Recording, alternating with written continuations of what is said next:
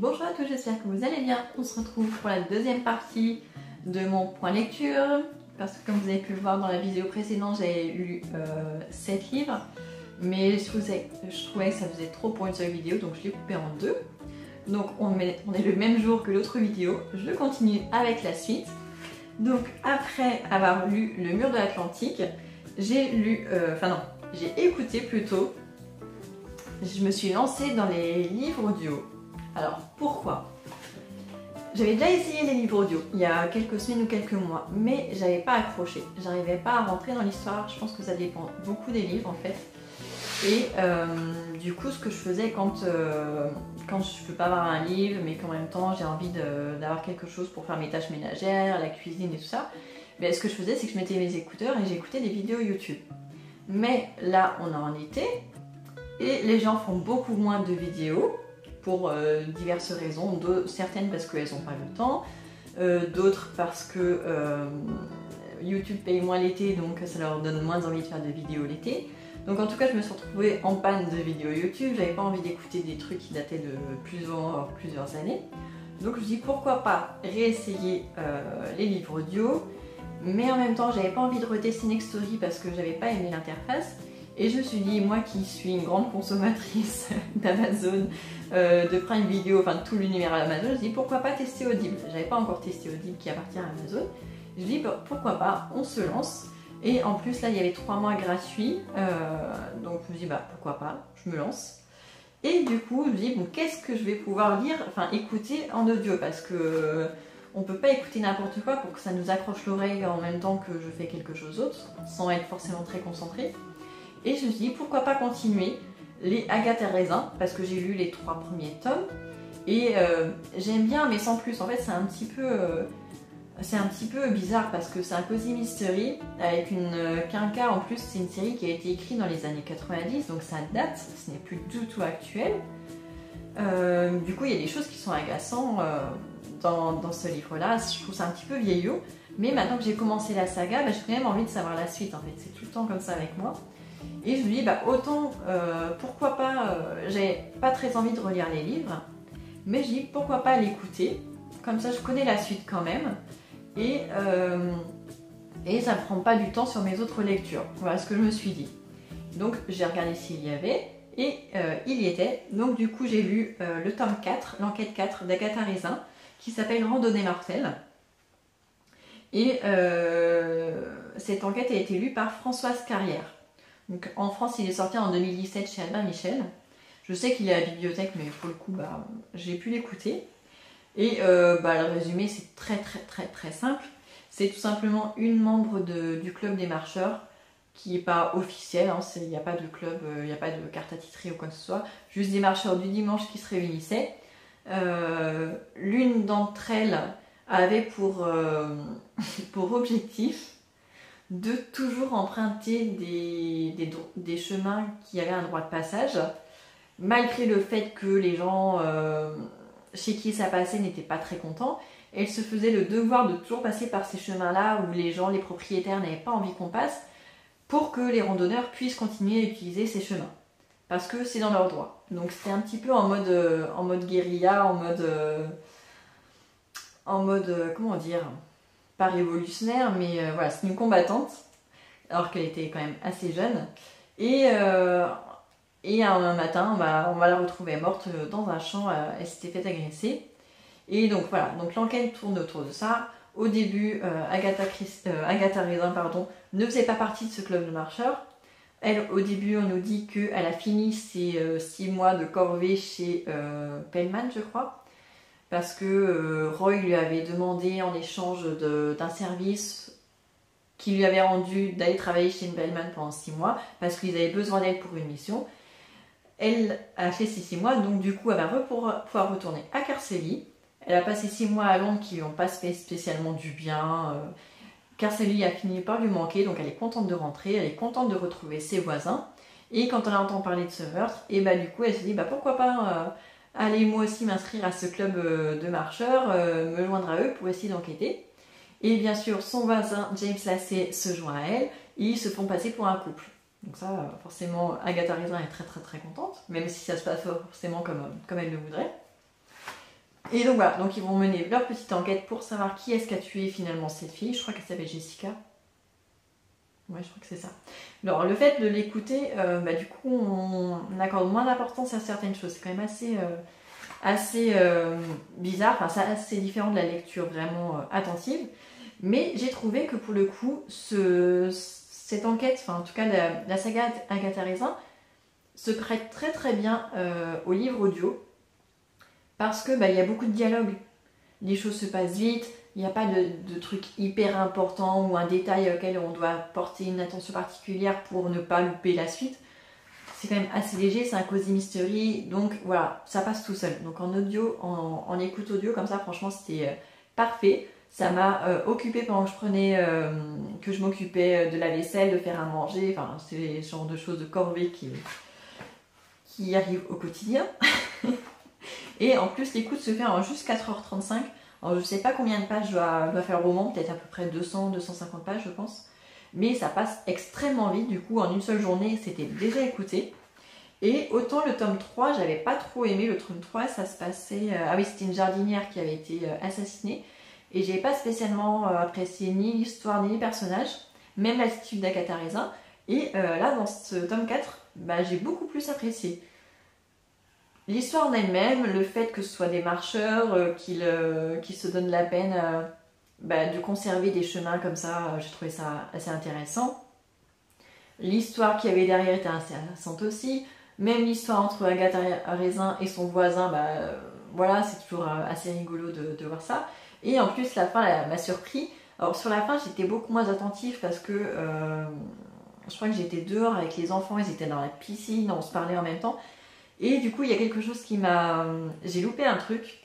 Donc il faudra que je réécoute la fin parce que du coup, j'avais pas envie de revenir en arrière à ce moment-là. Il faudra que je réécoute la fin parce que j'ai loupé un truc, ce qui fait que... la fin, je sais ce qui se passe, mais je sais pas pourquoi ils en sont arrivés là à un moment donné. J'ai loupé un truc, donc il faudrait que je réécoute la fin parce que sinon je vais pas comprendre le tome d'après. Mais voilà, j'ai beaucoup aimé écouter cette histoire. Et je pense que le mois prochain, j'écouterai le tome d'après parce que franchement, j'ai trouvé ça hyper bien. Si vous n'avez jamais testé les livres audio et que vous ne savez pas vers quoi vous tournez, la saga Agatha Raisin, je pense que ça peut le faire pour pas mal de gens pour découvrir un livre audio. Et ensuite, en livre papier, cette fois, j'ai lu Ecotopia d'Ernest Callenbach que j'ai reçu via la Box Cube le mois dernier, je crois, oui. C'est aux éditions Folio SF. Donc ça, c'est un roman aussi assez vieux. Il est paru en 1975 aux États-Unis. C'est encore un auteur de science-fiction américain. Et là, cette version-là, elle est toute récente. Hein. C'est une version de 2023. Donc vraiment toute récente. Je pense qu'il a été réédité il y a très peu de temps. Et donc, comme le nom l'indique, Ecotopia, c'est une utopie, avec un côté écologique. En fait, Ecotopia, c'est le nom d'un pays. En fait, vous voyez sur la carte des États-Unis, et vous avez les 3 États de la côte ouest, qui sont la Californie, l'Oregon et l'État de Washington. Oui, je regarde le résumé parce que je me souvenais plus comment s'appelait l'État au milieu. Qui ont décidé de faire sécession. Ils sont séparés du reste des États-Unis pour créer un pays plus écologique, qui se reconcentre qui se recentre sur les choses essentielles, sur la forêt, sur les arbres et tout ça. Et du coup, ils font sécession. Et 15 ou 20 ans après, ils sont toujours séparés, ces 2 pays. Ils n'ont aucune relation diplomatique. Et un journaliste américain du Times Post va être envoyé, il s'appelle William Weston, il va être envoyé à des fins diplomatiques et journalistiques en même temps en Ecotopia pendant 6 semaines pour y découvrir la vie là-bas, pour rencontrer la présidente de ces pays-là et voir comment ils fonctionnent, autant sur le plan de l'alimentation, le plan de l'éducation, des transports, enfin vraiment voir comment 15-20 ans après ce pays s'est développé, parce qu'il y a plein de rumeurs qui disent qu'ils sont revenus à l'âge de pierre, que voilà. Donc c'est le pitch est très intéressant. C'est raconté sous une forme d'article pour le journal, mais en même temps de journal intime. Donc ça passe plutôt bien. Mais on sent, en fait, j'ai bien aimé l'histoire. J'attendais beaucoup de ce livre. Donc je ne peux pas dire que j'étais déçue, mais c'est différent de ce que j'en attendais. Tout simplement parce que déjà le fait que ce soit écrit en 75, on sent que c'est daté. Voilà, on est 75, on est 40... que je me trompe pas. On est presque 50 ans après la parution de ce livre, donc ça fait quand même longtemps. Et du coup, les choses ont changé. Dans les années 70 aux États-Unis, c'est vrai qu'il y avait eu la révolution sexuelle, la liberté sexuelle. On était en pleine... c'était aussi la lutte des Noirs, comment dire ça, pour l'égalité des sexes, mais aussi l'égalité des races. Donc, il y avait plein de choses comme ça, toutes ces questions-là qui étaient en ébullition aux États-Unis dans les années 70, et ça se ressent beaucoup dans le livre. Par exemple, tous les personnages qui ont une forte importance sont détenus par des femmes dans Ecotopia. Mais autre chose, c'est que une grosse partie du livre parle de la sexualité dans ce nouveau pays, et trop de choses à mon avis. Ça, je ne dis pas que ça m'a dérangé, mais j'ai trouvé ça dommage qu'on parle presque que de ça à certains moments. Je trouvais qu'on revenait trop facilement à la sexualité, mais je pense que pour le coup ça devait être dans l'ambiance du temps. Je pense que si la même histoire était racontée maintenant, on n'accorderait pas autant d'importance, et je pense qu'on apporterait plus d'importance à d'autres sujets. En tout cas, c'est mon avis personnel. Voilà. Peut-être que si vous lisez, vous en penserez autre chose, mais je pense que ça a une grande partie influencé l'auteur. Mais sinon, j'ai trouvé ça quand même assez sympa. Ça se lit tout seul. Comme je vous dis, ça se passe sous la forme d'un journal intime et d'articles de journaux. On suit la vie de William Weston pendant ces 6 semaines, donc il va faire plein de rencontres. Il nous explique ce qu'il a ressenti à ce moment-là, ce qu'il a trouvé bien. Il avait un œil critique des journalistes. Donc voilà, c'était quand même assez intéressant. Il y a des choses qui ne nous paraissent pas novateurs non plus, parce que du coup on est 50 ans plus tard, et donc il y a certaines choses qui, il y a 50 ans, étaient de l'ordre de l'utopie, qui sont maintenant des réalités. Par exemple, le fait de pouvoir faire des plastiques à base de plantes, ça on sait le faire maintenant, même si c'est pas le plus répandu, on sait le faire. Le fait qu'on en revienne à protéger nos forêts, à faire du tri sélectif, ça se fait maintenant aussi. Même si c'est pas le cas aux États-Unis encore partout, c'est encore très léger. Mais en tout cas en France ça se fait. Donc il y a plein de choses qui paraissaient utopiques à l'époque, qui maintenant est une réalité. Mais ça nous ouvre quand même l'esprit en nous disant qu'il y a quand même plein de choses qu'on pourrait faire, qui sont possibles de mettre en place. Et du coup ça nous donne des idées. C'est vrai que ça nous fait quand même réfléchir sur pas mal de points. Donc j'ai quand même trouvé ce livre assez intéressant. Et celui-ci, je pense que je vais le conserver un petit moment, même si vous savez que je ne conserve pas mes livres d'ordinaire. Mais celui-ci, j'ai envie de le conserver, ne serait-ce que pour pouvoir le faire découvrir à d'autres personnes. Et enfin, le dernier livre que j'ai écouté encore, parce que du coup, comme mon expérience audio s'est très bien passée avec Agatha Raisin, j'ai beaucoup de mal à parler, ça fait un petit peu trop longtemps que je parle, et j'ai eu envie de retenter l'expérience. Mais en fait, avec Audible, vous avez un crédit, avec l'abonnement en tout cas Audible normal, vous avez un crédit, et après vous avez d'autres choses en illimité. Mais la plupart des livres que j'avais envie de découvrir étaient avec des crédits, et comme j'avais pas envie de dépenser des crédits, d'acheter, en plus les livres audio c'est vachement cher, c'est plus cher qu'un livre papier. Donc je me dis, je vais voir ce qu'ils ont déjà d'inclus dans leur abonnement. Et comme en ce moment je suis à fond dans les thrillers et la science-fiction et tout ça, je suis tombée sur un livre qui s'appelle Le couple d'à côté. Et je vous mettrai la couverture. Et rien que la couverture déjà me donnait très envie. J'ai lu vite fait, mais vraiment très vite fait, le résumé. Et du coup je me dis, ça a l'air intéressant. Je me dis, bon, je perds rien à essayer, je n'achète pas, c'est inclus dans l'abonnement. Je dis, pourquoi pas. Et j'ai bien fait, donc c'est un livre de Shari Lapena. Alors je ne sais pas si c'est un homme ou une femme, je ne suis même pas allée voir. Et c'est lu par Tariq Mehani. Et c'est un livre audio qui a été fait par les éditeurs Lizzy. Et c'était très bien fait. Il y a des petites musiques à certains moments. J'ai trouvé ça très bien. Très agréable. Ça nous met vraiment dans l'ambiance. Et c'est un thriller domestique avec du suspense. Donc c'est vraiment c'est exactement ce que je cherchais. Ça se passe presque en huis clos parce qu'il y a très peu de personnages.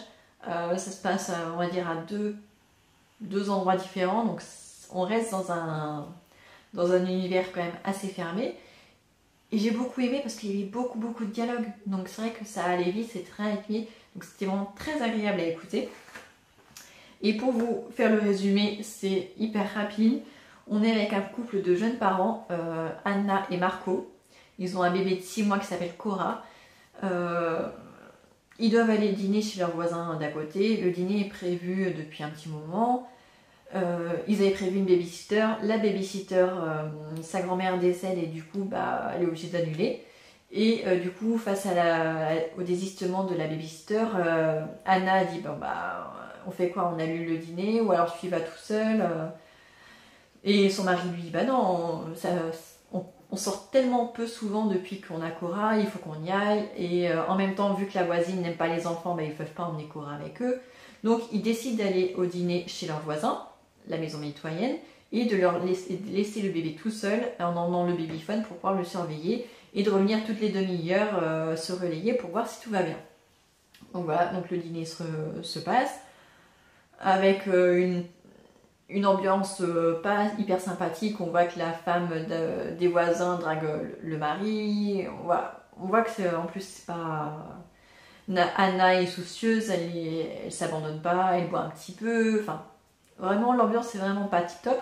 Et quand ils finissent par rentrer chez eux vers minuit, 1h du matin, ils découvrent que leur bébé n'est plus dans son lit, qu'il a disparu. Et la panique totale. Où est-elle? Donc voilà le pitch de ce livre-là. Et si j'avais lu ou écouté ce livre il y a quelques années, je l'aurais peut-être pas apprécié autant. Mais voilà, je n'ai plus de bébé à la maison. Le plus petit a déjà 3 ans. Donc voilà, je n'ai plus les mêmes inquiétudes. Donc voilà, donc ça ne m'a pas atteint en tout cas l'histoire sur ce point-là. Et comme je l'ai dit, il y a beaucoup de dialogues. Ça se passe assez vite. Et du coup, c'est très addictif. C'est vraiment le genre de choses qui est très chouette à écouter.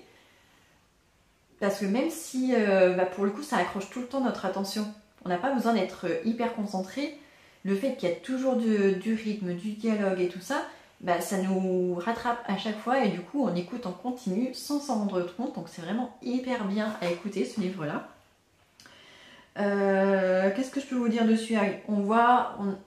On est à la fois dans la tête de la maman, dans la tête du papa, mais on est aussi dans la tête de l'inspecteur. Et du coup, on a le cheminement pensé des trois, et c'est quand même hyper intéressant parce que leur réflexion évolue en fonction de l'enquête, on apprend des choses sur les uns et sur les autres. Alors, il y a beaucoup de clichés dans ce roman, mais on tombe dans le panneau quand même. Et du coup, ça nous détourne à chaque fois un petit peu de la vérité, en fait, ça nous embrouille un petit peu les pinceaux. Et à chaque fois, on va par-ci, on va par-là, mais on voit qu'on s'approche de la vérité, mais on n'y est pas tout à fait. Donc, du coup, on recherche d'un autre côté. Donc, j'ai trouvé ça très bien mené comme enquête. Par certains aspects, je me dis que il n'était pas forcément très normal que l'inspecteur ne soit pas un peu plus agressif par rapport à ce qu'on peut voir dans les séries, en tout cas...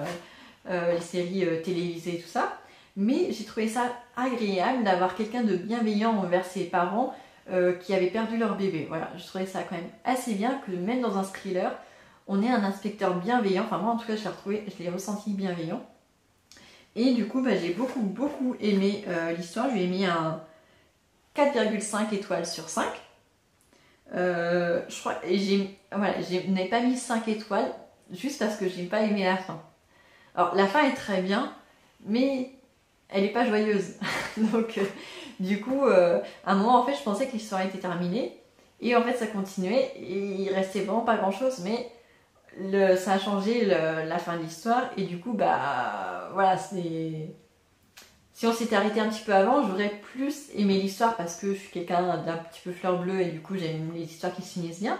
Et là c'est pas fini bien, et du coup voilà, c'est ce qui lui a enlevé, la demi-étoile que je lui ai enlevée. Mais ça reste quand même un très très bon roman, j'ai beaucoup aimé. Je pense que je m'en souviendrai un bon moment parce que il faisait 9 heures. Il faisait 9 heures d'écoute et je crois que je l'ai écouté en une journée. Oui, ça, je l'ai commencé vendredi soir. Et je crois que je l'ai fini dimanche matin. Voilà, sachant que le vendredi soir, c'était vraiment en préparant le dîner. Et je crois que le dimanche matin, c'était en prenant mon petit-déj. Donc voilà, c'est surtout le samedi que je l'ai écouté. Et franchement, j'ai pas vu le temps passer. C'est passé hyper vite. Donc voilà, donc ça, c'est aussi un livre que je vous recommande. Franchement, c'est top. En plus, comme je disais, il y a 3 mois gratuits là en ce moment sur Audible. Enfin, en tout cas, au moment où moi je me suis abonnée, donc je sais pas si c'est encore le cas. Mais voilà, donc le couple d'à côté de Shari Lapena, j'ai beaucoup aimé. Donc je pense que je réécouterai d'autres livres de cet auteur aussi, je pense. Et donc voilà, c'est la fin sur les livres que j'ai terminés. Et du coup, je vais quand même vous dire ce que je suis en train de lire actuellement. En papier, je suis en train de lire Comme toi de Lisanne Jouel, que j'ai commencé hier. Mais en fait, aussi pourquoi j'écoute plus que je ne lis, c'est que là, on est en été, il fait chaud, on a installé la piscine pour les enfants la semaine dernière. Et quand ils sont dans la piscine, je suis obligée d'être à côté pour les surveiller. Et le problème, c'est qu'ils éclaboussent partout. Et du coup, avec les livres papier, ils me les abîment. Par exemple, hier, j'étais quand même assez loin. Et pourtant, j'ai quand même reçu une goutte d'eau. Et du coup, j'ai la page qui est gondolée. Donc, c'est pas top. Parce que moi qui revends les livres, du coup, c'est moins sympa. Pour les personnes qui vont le récupérer après. Et du coup, quand j'écoute, j'ai mes écouteurs sur les oreilles. Et pour le coup, ils peuvent rien faire. Moi, je profite quand même de découvrir une histoire sans avoir l'inconvénient de me faire arroser mes pages. Voilà. Donc, je suis en train de lire Comme toi, mais pour le coup, je ne peux le lire que le soir parce que quand je suis avec les enfants, du coup, c'est quand même assez embêtant vu que en plus, c'est un livre que j'ai acheté neuf. Je vous en avais parlé déjà dans le book haul et tout ça, donc je vous invite à aller voir les autres vidéos. Donc, je suis sur celui-ci pour le livre papier et en audio. En audio, j'ai mis depuis hier soir une histoire qui se passe au Canada en 1926, qui est écrite par Louise Tremblay Descendio, je crois. Ouais. Louise Tremblay Desciambre. Et ça s'appelle Histoire de femme. C'est le tome 1. Ça se passe autour d'Éléanore, qui est décrite comme une femme de cœur. Et je trouve ça très rafraîchissant. En fait, ça se passe au Canada et c'est lu avec l'accent canadien, québécois. Et du coup, c'est très dépaysant. En fait. Et en plus, comme ça se passe en 1926, c'est pas le même pays, c'est pas la même époque. Et du coup, c'est vachement agréable. En plus, c'est bienveillant. Voilà, c'est une jolie histoire. Je pense pas que j'aurais autant apprécié de la lire en version papier. Mais là, je me laisse embarquer, j'ai juste à écouter. Et franchement, c'est très agréable comme ça aussi. Voilà. Donc, et celui-ci, je crois que... Ah oui, il fait que 9h30. Oui, j'en suis bientôt à la fin. Je crois qu'il me reste 1h30 à écouter. Donc, vous l'aurez dans le prochain point lecture aussi. Et donc, voilà. Donc, j'espère que ce petit point lecture vous aura plu également. N'hésitez pas à me dire ce que vous en avez pensé, ce que vous lisez vous actuellement. Et je vous souhaite de bonnes lectures, un bon été, de bonnes vacances et je vous dis à très bientôt.